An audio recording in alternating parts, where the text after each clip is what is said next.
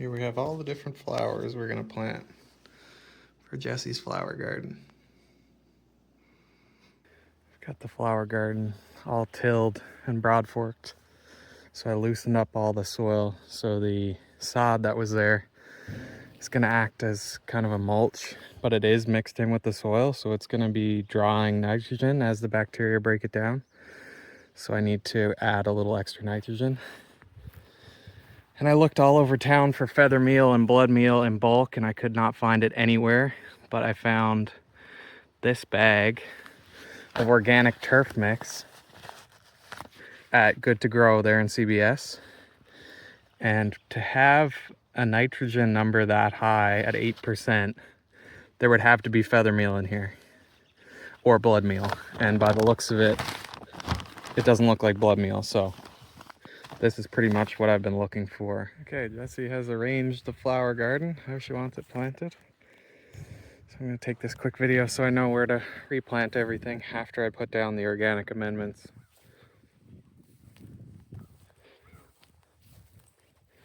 She wants creeping thyme all along the bottom. The violas here on the left. Butterfly milkweed.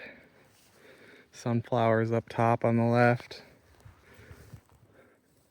Have a lily there in the middle left. Baby blue eyes on the bottom middle. Larkspur top middle. Aubrietta. Dahlia here on the right. Marigolds. Lobelia. Another lily. I'm gonna put the poppies up there in the top right and the lupins in the top right.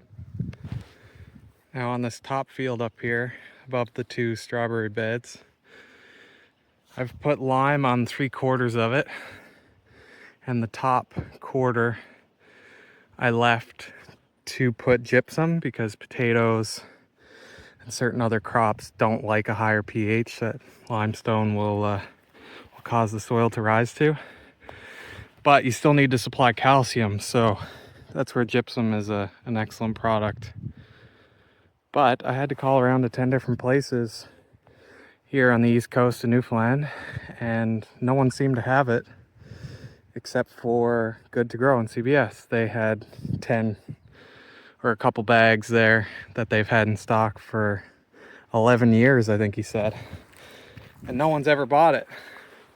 So I found that quite interesting because I come from BC where we were using tens of thousands of pounds of gypsum a week in soil mixes. And you can't even buy a bag of it out here. So I don't think many people know about it. Obviously not very many people ask for it because no one seems to have it. But I'm gonna put that on the top of the hill along with a bunch of these bags of 823 for nitrogen to help that sod break down and to provide a little bit of starting nitrogen for all the crops that are going to go in there after everything's broad forked and all the beds are laid out. So I'm going to get to it.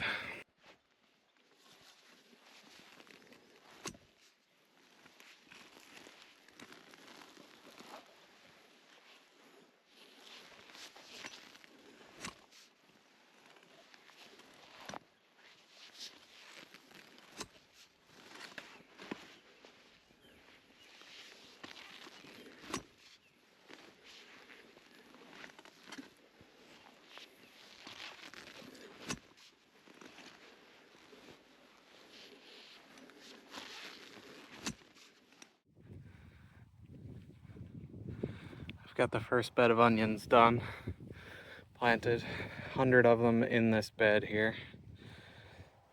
A little over 1 tray. And I've sprinkled some bone meal over top of the planting to give them a little bit of a phosphorus and calcium boost.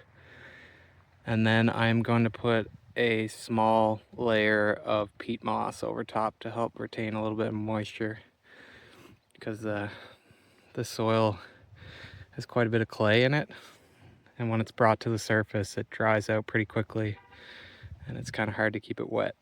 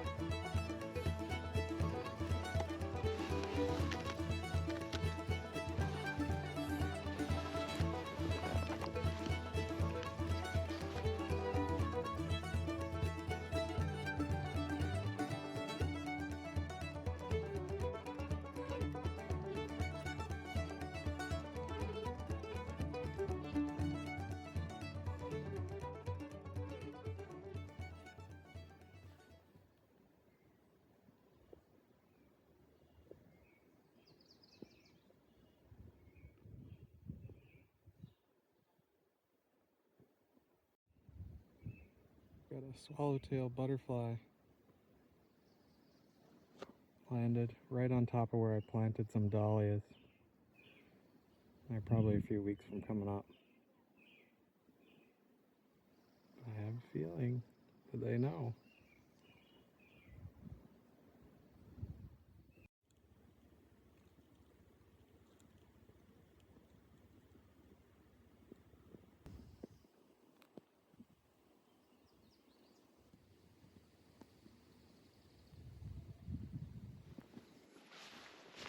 A transplant. I've got a white currant, a black currant, a yellow raspberry, and a few perennial trees and succulents and herbs and things to plant. I'm gonna plant the currants, the two currants, up between the apple trees. I'm starting sort of a permaculture guild around the apple trees, which is basically plants that can work together to fight pests, you know, be more productive. So I'm gonna plant them here like this. White currant, black currant, in between two of my apple trees. And this will work out pretty good because the currants don't need full sun, and hopefully they'll stop the birds from eating our cherries and our other fruit on the property. I've got some elderberry trees planted for that reason too, because the birds just go for those before they go for the strawberries and the cherries and the other stuff.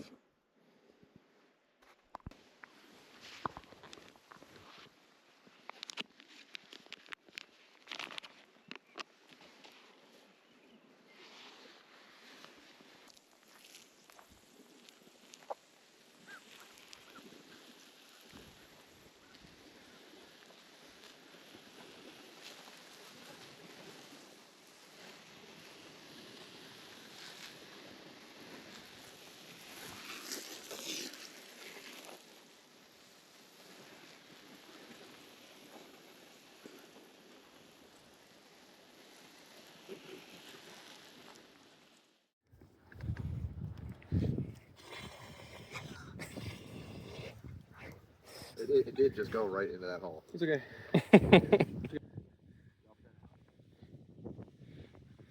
Got the fellas here today. We got all the Kennebec potatoes in, 10 kilograms. So I got one bed of potatoes done. They got that big Jesus rock out of the way. It's pretty good. I'm gonna put some bone meal over top of these now. Cover them over.